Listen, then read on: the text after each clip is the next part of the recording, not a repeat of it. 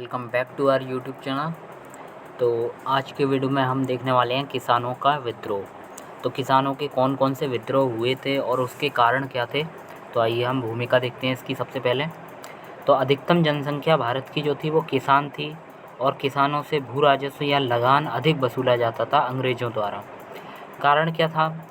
किसान जो विद्रोह होते उसके कारण ये थे कि ब्रिटिश शासन की भू राजस्व प्रणाली, जो ब्रिटिश शासन की भू राजस्व प्रणाली थी, इसके तहत ये भू राजस्व बहुत ज़्यादा वसूलते थे। किसानों का उपज हो या ना हो इससे इन्हें कोई मतलब नहीं होता था, बस इन्हें भू राजस्व चाहिए। तो भू राजस्व कौन कौन सी थी? एक थी स्थायी बंदोबस्त, दूसरी थी महलवाड़ी व्यवस्था और तीसरी थी रैयतवाड़ी व्यवस्था। तो स्थायी बंदोबस्त आपको पता है कॉर्नवालिस ने लागू की थी और ये बंगाल, बिहार, उड़ीसा की तरफ चलती थी। महलवाड़ी व्यवस्था जो है वो पंजाब, मध्य प्रांत, गंगा और उत्तर पश्चिमी सीमा प्रांत पंजाब यहाँ सब के और चलती थी। तो गंगा के दोआब में यानी कि उत्तर प्रदेश की तरफ गंगा के दोआब में, फिर मध्य प्रांत यानी कि मध्य प्रदेश की तरफ पंजाब और उत्तर पश्चिमी सीमा प्रांत यहाँ महलवाड़ी व्यवस्था चलती थी। इसके बाद रैयतवाड़ी व्यवस्था बॉम्बे और मद्रास प्रेसिडेंसी यानी कि दक्षिण भारत की तरफ चलती थी। तो इसके तहत जो भू राजस्व था वो बहुत ज़्यादा वसूला जाता था। तो पहला कारण ये रहा था। दूसरा, किसानों के विद्रोह का दूसरा कारण, किसानों का साहूकारों और बिचौलियों एवं जमींदारों द्वारा व्यापक शोषण किया जाता था। तीसरा कारण, प्राकृतिक एवं कृत्रिम अकालों की बारंबारता एवं अतिवृष्टि में भी भू राजस्व वसूलना। मतलब ये जो ब्रिटिशर्स की तरफ से जो साहूकार होते थे, बिचौलिया होते थे, जमींदार होते थे, तो ये किसानों का शोषण करते थे। भले ही कितने भी अकाल आएँ या प्राकृतिक हों या कृत्रिम अकाल जितने भी आएँ, लेकिन इन्हें अपने भू राजस्व वसूलने से मतलब होता था। ये नहीं देखते थे कि किसानों की इनकम हुई या नहीं हुई। पुलिस का दमनकारी रवैया भी एक कारण था। दूसरा, परंपरागत कृषि व्यवस्था का टूटना और परंपरागत अर्थव्यवस्था का विनाश। तीसरा, कृषि पर भार बढ़ना, क्योंकि जब परंपरागत अर्थव्यवस्था का विनाश होगा तो कृषि पर भार बढ़ेगा, क्योंकि सब लोग कृषि की ओर आकर्षित होंगे। तो ये सब कारण रहे थे कि किसान आंदोलन होने लगे थे भारत में। तो भारत में कौन कौन से और किस जगह कौन सा आंदोलन हुआ था, तो एक शॉर्ट तरीके से हम देख लेते हैं यहाँ। तो जैसे आप ये समझ सकते हैं ये भारत है, तो इसमें ये अवध का एरिया है। तो अवध में ये लिखा है साफ साफ एका आंदोलन। अवध कहाँ है? अवध यूपी है। तो एका आंदोलन का हुआ था यूपी यानी कि अवध में। फिर इसके थोड़ा नीचे आते हैं, ये बिहार है। बिहार में चंपारण सत्याग्रह हुआ था। चंपारण सत्याग्रह ये भी एक किसान आंदोलन था जो 1917 में हुआ था। उसके बाद बंगाल की ओर बढ़ते हैं। तो बंगाल की तरफ ये 3 आंदोलन है, नील विद्रोह, पावना विद्रोह और तेभागा आंदोलन। तो ये तीनों बंगाल में हुए थे। इसके बाद तेलंगाना में तेलंगाना आंदोलन हुआ था। अच्छा, नील विद्रोह, पावना और तेभागा ये तीनों ही बंगाल में हुए थे। इसके बाद तेलंगाना आंदोलन तेलंगाना की तरफ हुआ था। फिर ये केरल का भाग है। केरल में जो आंदोलन हुआ था केरल के मालाबार तट पर, तो उसको मोपला विद्रोह कहते हैं। मोपला विद्रोह, पुनप्पा विद्रोह या वायनौर विद्रोह, ये तीनों केरल की तरफ हुए थे। मोपला विद्रोह, पुनप्पा या वायनौर, ये तीनों विद्रोह केरल की तरफ हुए थे मालाबार तट पर। महाराष्ट्र में जो विद्रोह हुआ था वो दक्कन विद्रोह या वर्ली विद्रोह, ये वर्ली लिखा है, वर्ली।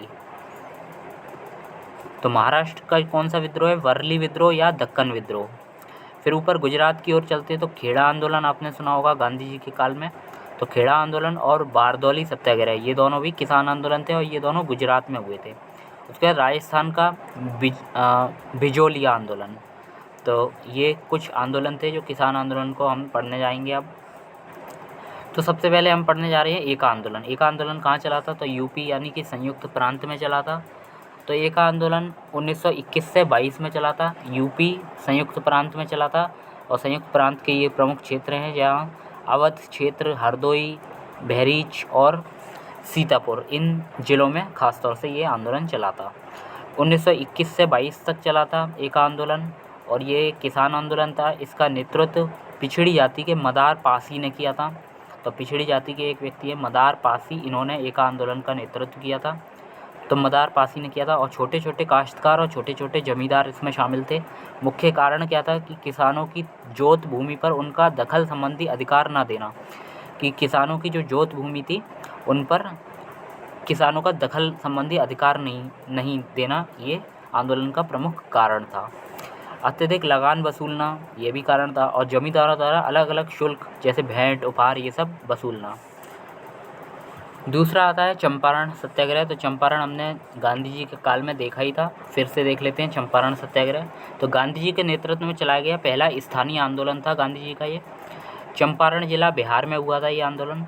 इसके स्थानीय नेता राजकुमार शुक्ल थे, जिनके कहने पर गांधी जी चंपारण गए थे।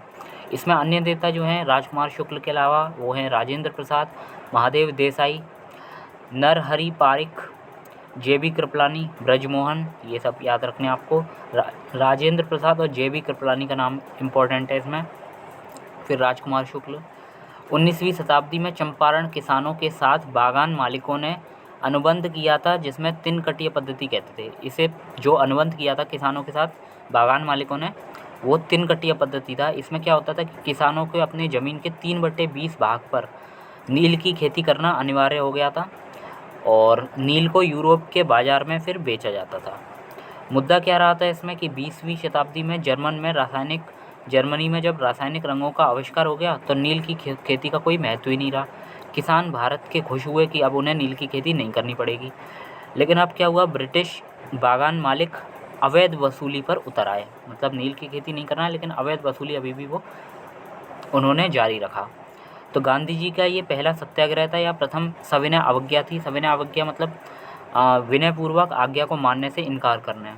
तो ये गांधी जी की पहली सविनय अवज्ञा थी, या पहला सत्याग्रह था चंपारण, और पहली जीत थी ये गांधी जी की भारत में। इसके बाद आता है नील विद्रोह। नील विद्रोह जो है वो बंगाल में हुआ था। बंगाल के 3 विद्रोह में हमने देखा था। तो बंगाल के जो 3 विद्रोह थे उसमें नील विद्रोह आया था, पाबना विद्रोह और तेभागा आंदोलन, ये तीनों बंगाल के थे। तो पहले हम पढ़ने जा रहे हैं नील आंदोलन। तो नील आंदोलन जो है वो 1857 की क्रांति के बाद जो पहला किसान आंदोलन था वो नील विद्रोह था। बंगाल का था ये, और 1859 से 60 में हुआ था ये। विशेषतः भारत के किसान आंदोलन में सबसे प्रभावशाली आंदोलन था नील विद्रोह। इसके नेतृत्वकर्ता में दिगंबर विश्वास और विष्णु विश्वास का नाम आता है। तो दिगंबर विश्वास और विष्णु विश्वास ने चलाया था नील आंदोलन। एक पत्रिका थी हिंदू पैट्रियट, जो हरिश्चंद्र मुखर्जी द्वारा लिखी गई थी, हिंदू पैट्रियट। तो हिंदू पैट्रियट हरिश्चंद्र मुखर्जी द्वारा जो पत्रिका लिखी गई थी, इसने नील विद्रोह का समर्थन किया था। उल्लेख इसका नील दर्पण एक पत्रिका है जो दीनबंधु मित्र ने लिखी थी। तो नील विद्रोह का उल्लेख नील दर्पण में दिखाई देता है। नील दर्पण किसने लिखी थी? तो दीनबंधु मित्र ने लिखी थी। बंगाल में नदिया जिले में गोविंदपुर गांव से शुरू हुआ था नील विद्रोह। किसान विद्रोह में पहला सफल विद्रोह था ये, और 1860 में नील आयोग का गठन किया गया अंग्रेज़ों ने। तो बंगाल का काश्तकार इस क्षेत्र में चावल की खेती करना चाहता था, पर जबरन नील की खेती कराई जाती थी। ये इसमें नील विद्रोह का प्रमुख जो कारण था वो ये था कि जो किसान थे या काश्तकार थे वो खेती तो चावल की करना चाहते थे, लेकिन जबरन उन्हें नील की खेती कराई जाती थी। तो इसके लिए नील आयोग का गठन हुआ और अंततः किसानों की जीत हुई थी। दूसरा जो आंदोलन है वो पाबना विद्रोह है, जो 1873 से 76 तक चला था। बंगाल के पाबना क्षेत्र में चला था ये। कारण क्या था कि जमींदारों द्वारा व्यापक शोषण किया जा रहा था किसानों का। अच्छा, इसमें नेतृत्वकर्ता कौन था? तो पाबना विद्रोह जो है उसमें नेतृत्वकर्ता ईशान चंद्र राय, केशव चंद्र राय और शंभूपाल का नाम आता है। तो ईशान चंद्र राय, केशव चंद्र राय और शंभूपाल ये थे पाबना विद्रोह के नेतृत्वकर्ता। इसमें क्या हुआ था कि यूसुफ शाही परगना था एक, जो पाबना ज़िले में पड़ता था। तो किसान संघ का गठन किया गया, रेवेन्यू नहीं देना, चंदा एकत्रित किया गया, और इसमें कहा गया कि हम सिर्फ महारानी और महारानी के ही रैयत होना चाहते हैं। तो किसानों का ये कहना था कि जो जमींदार बीच के लोग हैं, बिचौलिया हैं, ये ज़्यादा शोषण करते हैं, महारानी का इतना दबाव नहीं होता है, ये ज़्यादा शोषण करते हैं, इन्हें उपहार और जन क्या क्या चाहिए होता है, तो अवैध वसूली पर उतर आते हैं ये। तो जो किसान थे उनका कहना था कि हम महारानी और सिर्फ महारानी के रैयत यानी कि किसान होना चाहते हैं, मतलब महारानी के अंडर काम करना चाहते हैं हम। यूसुफ शाही परगना था, पाबना क्षेत्र में था। तो इसमें किसान संघ का गठन किया गया था। तो इसमें ये कहा गया कि रेवेन्यू नहीं देना है अब, जमींदारों को, और चंदा एकत्रित करके केस के लिए पैसे इकट्ठे किए गए थे कि हम जमींदारों के विरुद्ध केस डालेंगे। तो ये सब हुआ था इसमें पावना विद्रोह में। फिर आता है तेभागा आंदोलन, ये 1946 में हुआ था, बंगाल में हुआ था। नेतृत्वकर्ता जो हैं इसमें वो भवन सिंह और कंपाराम है। भवन जो है वो कंपन कर रहा है, ऐसा यहाँ समझ सकते हैं तेभागा आंदोलन में। 1946 में हुआ था, बंगाल में हुआ था। अच्छा, जोतदार और बटाईदार क्या होता है? तो जोतदार जो होता है उसकी तो ज़मीन होती है, ये एक तरह से कह सकते हैं ये अमीर व्यक्ति होता है जिसकी ज़मीन है, लेकिन वो बाहर सिटी में रह रहा है या किसी कारणवश वो खेती नहीं कर रहा है। तो जिसके पास ज़मीन है वो तो जोतदार है, और जोतदार जिससे खेती करवाता है वो होता है बटाईदार। तो बटाईदार खेती करेगा और उपज का कुछ भाग जो है वो जोतदार को देगा। तो बटाईदार एक तरह से किसान होता था। तो इसमें क्या होता था तेभागा आंदोलन में कि बटाईदार ने मांग की कि जो गरीब किसान जोतदार या बटाईदार होगा वो जाहिर सी बात है ये गरीब आदमी होगा। तो बटाईदार ने मांग की थी जो गरीब किसान हैं कि जोतदार को जो भाग दिया जा रहा था वो 1/2 भाग दिया जाए, मतलब 1/2 भाग दिया जा रहा था। तो बटाईदार का कहना था कि 1/2 भाग बहुत ज़्यादा देना पड़ता है, कि 1/3 भाग दिया जाए। जो बटाईदार का जो भी प्रोडक्शन होगा, जो भी फसल आएगी उसमें आधा भाग पहले दिया जाता था जोतदार को, लेकिन बटाईदार ने मांग की थी 1/2 भाग ना देकर अब 1/3 भाग दिया जाना चाहिए। तो ये मांग थी तेभागा आंदोलन की। तेभागा मतलब तीसरा भाग, तो तीसरा भाग दिया जाए बटाईदार द्वारा जोतदार को। तो ये इस आंदोलन का कारण था। 1946 में बंगाल में हुआ था ये। और इसमें फ्लाइड आयोग ने अपनी रिपोर्ट दी थी जिसने ये कहा था कि 1/3 भाग ही सही है, 1/3 भाग ही दिया जाना चाहिए, 1/2 भाग कुछ ज़्यादा है। तो फ्लाइड आयोग जो था उसने भी सपोर्ट किया था तेभागा आंदोलन का। तेभागा चाई और इनकलाब जिंदाबाद जैसे नारे इस आंदोलन में लगाए गए थे। 1949 में सरकार ने वर्गदार अधिनियम या शेर कॉपर एक्ट बनाया जिसमें किसानों की अधिकतर मांगें मान ली गई थी। तो ये जो एक्ट है वर्गदार अधिनियम या फिर शेर कॉपर एक्ट, ये किसके सपोर्ट में आया था? ये तेभागा आंदोलन के सपोर्ट में आया था। फिर अगला जो आंदोलन आता है वो है तेलंगाना आंदोलन। ये 1946 से शुरू हुआ था और 1951 तक चलता है, 51 तक। हैदराबाद रियासत में हुआ था तेलंगाना आंदोलन, क्योंकि हैदराबाद में ही पड़ता है तेलंगाना क्षेत्र जो है। 1946 से 51 तक चला था ये। जमींदारों के समर्थक जैसे कि पुलिस होती थी या गुंडे होते थे जमींदारों के, तो जमींदार खुद तो कुछ नहीं करते थे लेकिन अपनी पुलिस या अपने गुंडों द्वारा जो किसान होते थे उनका शोषण करवाते थे। तो जो जमींदारों के समर्थक पुलिस थे या उनके गुंडे थे उनके विरुद्ध ये आंदोलन चला था, तेलंगाना आंदोलन। आंदोलन तब तक ज़्यादा भड़का जब तेलंगाना किसान आंदोलन के बड़े नेता कुमारैया की हत्या कर दी गई थी। तो 1951 तक ये तेलंगाना आंदोलन चलता है। तो तेलंगाना आंदोलन का एक किसान था या बड़ा नेता समझ सकते हैं हम कि कुमारैया, जब इनकी हत्या हो गई थी तब ये आंदोलन ने अपने ज़ोर शोर पे आ गया था ये आंदोलन। फिर है मोपला विद्रोह। मोपला विद्रोह आपने सुना ही है, केरल में हुआ था। शोषित समाज इसमें मुस्लिम समाज था और शोषण करने वाला समाज था वो हिंदू महाजन या हिंदू जमींदार थे। तो ये दो तरह से चला था, एक तो 1836 में चला था, लेकिन अभी जो इस आंदोलन की बात हो रही है वो 1921 की बात हो रही है। तो 1921 वाले मोपला आंदोलन की बात हो रही है। तो 1921 में जो मोपला आंदोलन था वो मुस्लिम समाज का शोषित समाज के रूप में देखा जाता है यहाँ, और शोषक समाज जो था वो हिंदू महाजन या जमींदार थे। सांप्रदायिक रूप ले लिया था इसने, और इसका नेतृत्व करता खिलाफत आंदोलन के नेता मुदालियर ये सब थे, क्योंकि उस समय खिलाफत आंदोलन जो था वही चल रहा था। तो खिलाफत आंदोलन के जो नेता हैं मुदालियर, उन्होंने मोपला जो विद्रोह है उसका नेतृत्व किया था। इसमें ख़ास तौर से जो परिवर्तित अरब मुस्लिम थे उनका शोषण किया जाता था और जमींदारों ने लगान की दर बढ़ा दी। तो मोपला समुदाय ने हिंदू जमींदार की हत्या की, संपत्ति लूटना शुरू किया। ये सब इस तरह से आंदोलन ये भड़का था। फिर बारदौली सत्याग्रह आता है, वो 1928 में चला था। सूरत के बारदौली क्षेत्र में चला था। सूरत कहाँ है? गुजरात। तो गुजरात का बारदौली क्षेत्र में 1928 में चला था और नेतृत्वकर्ता में नाम आता है वल्लभ भाई पटेल का। महिलाओं ने इसी आंदोलन में सरदार वल्लभ भाई पटेल को सरदार की उपाधि से विभूषित किया था। बाढ़ के कारण फसलें नष्ट हो गई थी या लगान में बढ़ोतरी की गई थी, तो 30% तक की बढ़ोतरी कर दी गई थी, लेकिन कपास की कीमत गिर रही थी। किसानों के हित में अनदेखी की। तो इसमें ख़ास तौर से हुआ क्या था बारदौली सत्याग्रह में कि बाढ़ आ गई थी। बाढ़ के कारण जो फसलें नष्ट हो गई थीं और कपास की कीमत भी गिर रही थी, लेकिन इसके बावजूद लगान में बढ़ोतरी कर दी गई थी 30% तक की। कुछ बुक्स में 22% भी लिखा जाता है।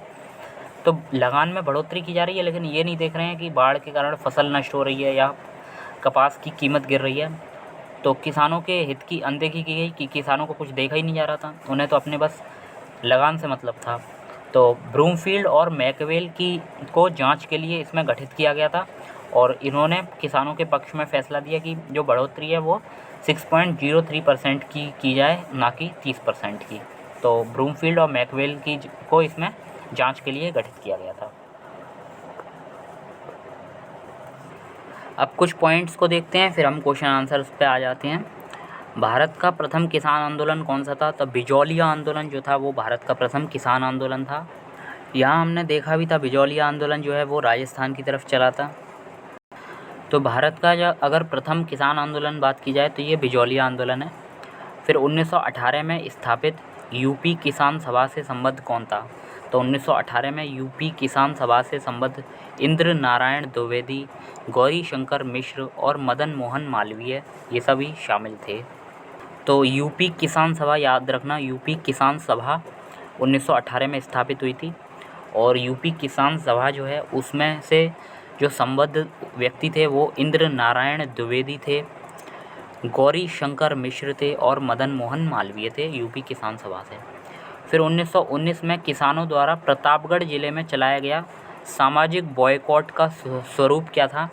तो 1919 की बात है कि किसानों द्वारा यूपी के ही प्रतापगढ़ जिले में एक सामाजिक बॉयकॉट के रूप में एक आंदोलन चलाया था जिसका नाम था क्या था? नाई धोबी बंद। तो ये याद रखना है, नाई धोबी बंद चलाया गया जो था वो 1919 में प्रतापगढ़ जिले में सामाजिक बॉयकॉट का एक स्वरूप था नाई धोबी बंद। 1928 में बारदौली सत्याग्रह, ये सरदार पटेल द्वारा नेतृत्व किया गया था इसका। भूदान आंदोलन जो है वो विनोबा भावे द्वारा चलाया गया था। भूदान आंदोलन विनोबा भावे सर्वप्रथम आंध्र प्रदेश के पोचमपल्ली में प्रारंभ हुआ था ये। तो ये इम्पोर्टेंट है, मोस्ट इम्पोर्टेंट है। जो भूदान आंदोलन है वो आचार्य विनोबा भावे द्वारा चलाया गया था और सर्वप्रथम आंध्र प्रदेश के पोचमपल्ली से प्रारंभ हुआ था ये। बाकाष्ठ संघर्ष स्वामी श्रद्धानंद सरस्वती द्वारा चलाया गया था, बाकाष्ठ संघर्ष। तो बाकाष्ठ संघर्ष में किसका नाम आता है? श्रद्धानंद सरस्वती का नाम। बंगाल प्रजा पार्टी की स्थापना किसने की थी? फजलुल हक ने की थी। बंगाल प्रजा पार्टी की स्थापना फजलुल हक। भारतीय किसान विद्यालय की स्थापना एन.जी. रंगा ने की थी। भारतीय किसान विद्यालय एन.जी. रंगा। 1930 के दशक में 1930 का दशक मतलब 1921 से 30 में किसान आंदोलन जो चले थे उसमें नाम किस किस का कहाँ से है? तो सहजानंद सरस्वती का नाम आता है बिहार से। स्वामी रामानंद का नाम आता है हैदराबाद से। फिर खुदाई खिदमतदार का नाम जो है, खुदाई खिदमतदार एक दल था वो NWFP यानी कि नॉर्थ वेस्ट फ्रंटियर प्रोविंस, ये पंजाब सिंध और पाकिस्तान की तरफ है। तो खुदाई खिदमतदार चला था ये NWPF की तरफ। अब्दुल हमीद खां दक्षिणी असम से थे। अब्दुल हमीद खां ये किसान आंदोलन से जुड़े थे और ये दक्षिणी असम से थे। रामानंद का नाम याद रखना है हैदराबाद और सहजानंद सरस्वती बिहार। उसके बाद अखिल भारतीय किसान सभा के संस्थापक कौन थे? तो पूरे देश की जो अखिल भारतीय किसान सभा है इसके संस्थापक सहजानंद सरस्वती थे। सहजानंद सरस्वती बिहार से थे और जो अखिल भारतीय किसान सभा के संस्थापक सहजानंद सरस्वती थे और अखिल भारतीय किसान सभा जो थी उसका प्रथम सत्र लखनऊ में हुआ था जिसके अध्यक्षता सहजानंद सरस्वती ने ही की थी। प्रथम सत्र कहाँ हुआ था? लखनऊ में हुआ था। फिर बाबा रामचंद्र का नाम आता है। तो बाबा रामचंद्र ने किसानों को एकत्रित किया था कहाँ? अवध में। अच्छा, यहाँ एक से नाम आते हैं, रामानंद जो हैं वो हैदराबाद से हैं लेकिन रामचंद्र जो हैं वो अवध से हैं। तो ये चीज़ याद रखनी है। तो अब हम क्वेश्चंस पर आ रहे हैं। किसान आंदोलन एवं किसान सभा। तो भारतवर्ष का प्रथम किसान आंदोलन कौन सा था? तो बिजौलिया आंदोलन जो था वो भारत का पहला किसान आंदोलन था, बिजौलिया आंदोलन। फिर नाम आता है इंद्र नारायण द्विवेदी, गौरीशंकर मिश्र, मदन मोहन मालवीय। तो ये 1918 में स्थापित यूपी किसान सभा से संबद्ध व्यक्ति रहे थे। और यूपी किसान सभा जो 1918 में स्थापित हुई थी, इससे जवाहरलाल नेहरू का कोई संबंध नहीं था। तो 1918 में स्थापित थी यूपी किसान सभा, इससे संबद्ध थे इंद्र नारायण द्विवेदी, गौरीशंकर मिश्र और मदन मोहन मालवीय। बिजौलिया आंदोलन जो राजस्थान में चला था, वो प्रथम किसान आंदोलन, भारतवर्ष का प्रथम किसान आंदोलन के रूप में जाना जाता है। फिर नाई धोबी बंद सामाजिक बॉयकॉट का एक स्वरूप था। मतलब नाई और धोबियों ने सामाजिक बॉयकॉट कर दिया था कि अब हम काम नहीं करा करेंगे। तो ये 1919 में कैसे चलाया गया था? तो किसानों द्वारा प्रतापगढ़ जिले में चलाया गया था 1919 में नाई धोबी बंद आंदोलन। तो 1919 में जो किसानों द्वारा प्रतापगढ़ जिले में चलाया गया था। वह प्रदेश जहां बाबा रामचंद्र ने किसानों को संगठित किया था। तो रामचंद्र जो नाम आता है वो अवध से संबंधित है। 1930 के दशक में जो नेता थे किसान आंदोलन से जुड़े, उसमें नाम आता है सहजानंद सरस्वती बिहार से, खुदाई खिदमतदार ये NWFP से, रामानंद हैदराबाद से और हमीद खां दक्षिणी असम से। 1930 के दशक में किसान सभा आंदोलन से सक्रिय रूप से कौन जुड़े थे? तो स्वामी सहजानंद जो थे, सहजानंद सरस्वती जो बिहार से थे, ये 1930 के दशक में किसान आंदोलन से सक्रिय रूप से जुड़े थे स्वामी सहजानंद। तो 1930 में जो किसान आंदोलन था उससे सक्रिय रूप से जुड़े थे स्वामी सहजानंद।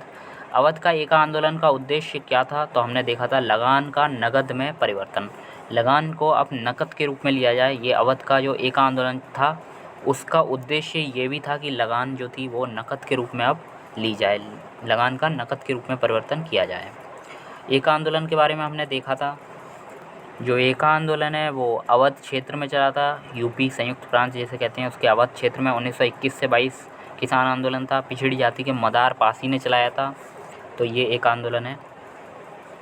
नेक्स्ट क्वेश्चन है अखिल भारतीय किसान सभा के प्रथम सत्र की अध्यक्षता किसने की थी?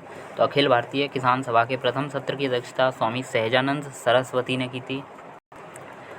अखिल भारतीय किसान सभा के संस्थापक अध्यक्ष कौन थे? तो सहजानंद सरस्वती थे। स्वामी सहजानंद का संबंध बिहार के किसान आंदोलनों के साथ था। और जो सहजानंद सरस्वती हैं, इन्होंने भूमि और जलमार्ग के राष्ट्रीयकरण की मांग के साथ अखिल भारतीय संयुक्त किसान सभा का गठन किया था अपनी मृत्यु से ठीक पहले। जो सहजानंद सरस्वती जो बिहार के किसान आंदोलनों के साथ जुड़े थे, इन्होंने भूमि और जो जलमार्ग थे उनका राष्ट्रीयकरण की मांग की थी और साथ ही अखिल भारतीय संयुक्त किसान सभा का गठन किया था अपनी मृत्यु से ठीक पहले और अध्यक्षता भी की थी। यहाँ से देख सकते हैं अखिल भारतीय किसान सभा के संस्थापक सहजानंद सरस्वती थे, बिहार के किसान आंदोलन के साथ जुड़े थे। और अखिल भारतीय किसान सभा जो थी उसका प्रथम सत्र लखनऊ में हुआ था जिसकी अध्यक्षता सहजानंद सरस्वती ने ही की थी। नेक्स्ट, बिहार में किसान आंदोलन के साथ जुड़े थे तो राजेंद्र प्रसाद जो थे बिहार के किसान आंदोलनों के साथ जुड़े थे। बारदौली सत्याग्रह 1928 में सरदार वल्लभ भाई पटेल ने नेतृत्व किया था।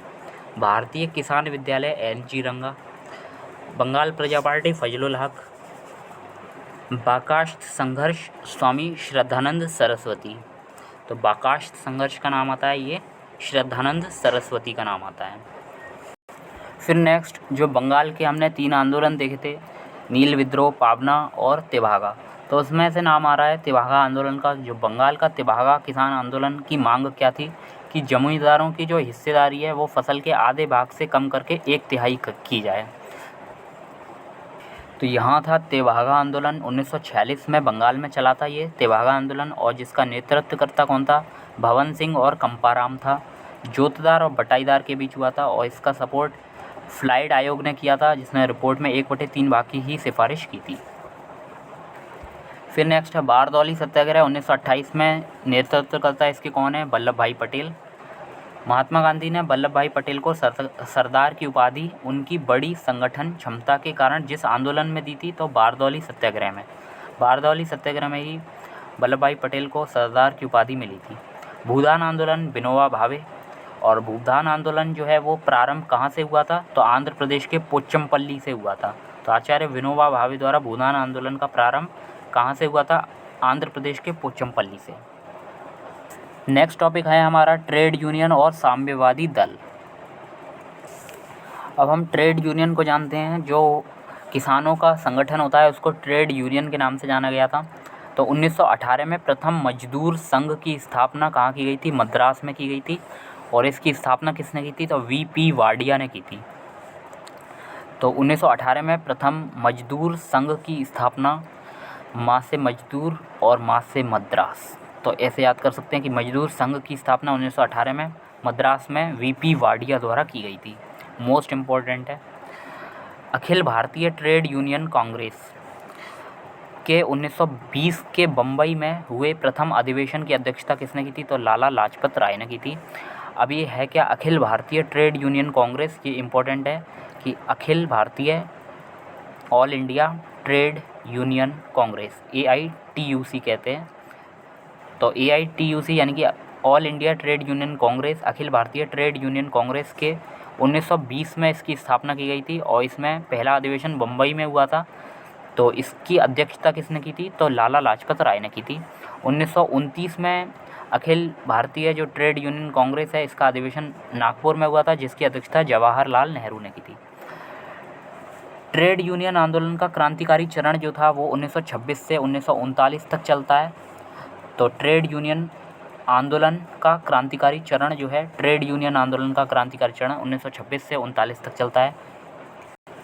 तो भारतीय जो ट्रेड यूनियन है उसका कुछ इतिहास रहा है कि 1929 में रॉयल कमीशन ऑन लेबर को के बहिष्कार के मुद्दे को लेकर AITUC यानी कि All India Trade Union Congress का पहला विभाजन हुआ था। यानी कि 1929 में ये मांग की गई थी कि रॉयल कमीशन ऑन लेबर को अपनाया जाए, लेकिन रॉयल कमीशन ऑन लेबर का बहिष्कार के मुद्दे को लेकर इसमें विभाजन हुआ था पहली बार 1929 में। तो इसी दौरान 1929 में VV गिरी की अध्यक्षता में इंडियन ट्रेड यूनियन कांग्रेस की स्थापना की गई, जो इससे अलग हो गई थी। तो VV गिरी की अध्यक्षता में इंडियन ट्रेड यूनियन कांग्रेस की स्थापना की गई थी और मुद्दा क्या था कि रॉयल कमीशन ऑन लेबर के बहिष्कार को लेकर इसमें विभाजन हुआ था पहला 1929 में। दूसरा विभाजन 1931 में हुआ था, जब कम्युनिस्टों ने AITUC यानी कि All India Trade Union Congress को छोड़ दिया था। तो दूसरा विभाजन 1931 में हुआ था। तो जो ट्रेड यूनियन आंदोलन है इसका क्रांतिकारी चरण 1926 से 1939 तक चलता है। 1940 में रेडिकल डेमोक्रेटिक पार्टी का गठन MN रॉय ने किया था। MN रॉय ने 1940 में रेडिकल डेमोक्रेटिक पार्टी का गठन किया था। रेडिकल डेमोक्रेटिक पार्टी इम्पोर्टेंट है। फिर क्रांतिकारी साम्यवादी दल की स्थापना किसने की थी? तो क्रांतिकारी साम्यवादी दल की स्थापना सोमेंद्र नाथ टैगोर ने की थी। क्रांतिकारी साम्यवादी दल, तो साम्यवादी को ही कम्युनिस्ट कहा जाता है। तो क्रांतिकारी जो साम्यवादी दल है उसकी स्थापना सोमेंद्र नाथ टैगोर ने की थी। रेडिकल डेमोक्रेटिक पार्टी की स्थापना 1940 में MN रॉय ने की थी। फिर कम्युनिस्ट पार्टी की स्थापना के लिए 1920 में ताशकंद में एकत्रित भारतीयों के समूह का नेतृत्व किसने किया था? तो MN रॉय ने किया था। MN रॉय जिसने आगे जाकर 1940 में रेडिकल डेमोक्रेटिक पार्टी की स्थापना की थी। तो उन्हीं ने कम्युनिस्ट पार्टी की स्थापना के लिए 1920 में, जो कम्युनिस्ट पार्टी है उसकी स्थापना के लिए 1920 में ताशकंद में एकत्रित भारतीयों के समूह का नेतृत्व किया था MN रॉय ने। अब यहाँ से क्वेश्चंस देख लेते हैं हम कि 1918 में प्रथम मजदूर संघ की स्थापना कहाँ की गई थी? मद्रास में की गई थी। प्रथम मजदूर संघ की स्थापना 1918 में VP वाडिया ने की थी। मोस्ट इम्पॉर्टेंट क्वेश्चन है, प्रथम मजदूर संघ जो है वो VP वाडिया ने स्थापित किया था 1918 में मद्रास में। अहमदाबाद टेक्सटाइल लेबर एसोसिएशन की स्थापना किसने की थी? महात्मा गांधी ने।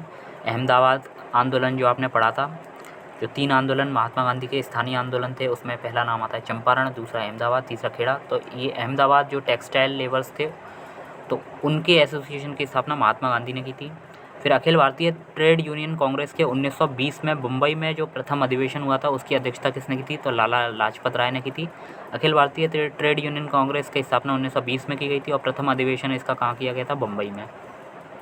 1929 में फिर अखिल भारतीय ट्रेड यूनियन कांग्रेस का जो अधिवेशन है वो नागपुर में हुआ था और जिसकी अध्यक्षता जवाहरलाल नेहरू ने की थी। उसके बाद कम्युनिस्ट पार्टी का सदस्य बनने वाला प्रथम भारतीय कौन था? तो कम्युनिस्ट इंटरनेशनल जो था कम्युनिस्ट इंटरनेशनल का सदस्य बनने वाला प्रथम भारतीय एम.एन. रॉय थे। कम्युनिस्ट इंटरनेशनल अक्टूबर 1920 में भारतीय कम्युनिस्ट पार्टी की स्थापना के लिए ताशकंद में एकत्रित हुए भारतीयों के समूह का नेतृत्व किसने किया था? तो एम.एन. रॉय ने किया था। तो यहाँ से आप देख सकते हैं कम्युनिस्ट इंटरनेशनल का सदस्य एम.एन. रॉय ने बना था और 1920 में इन्होंने भारतीय कम्युनिस्ट पार्टी की स्थापना के लिए ताशकंद में एकत्रित हुए भारतीयों के समूह का नेतृत्व किया था एम.एन. रॉय ने। कानपुर षड्यंत्र मुकदमा जिस आंदोलन के नेताओं के विरुद्ध था वह था साम्यवादी आंदोलन।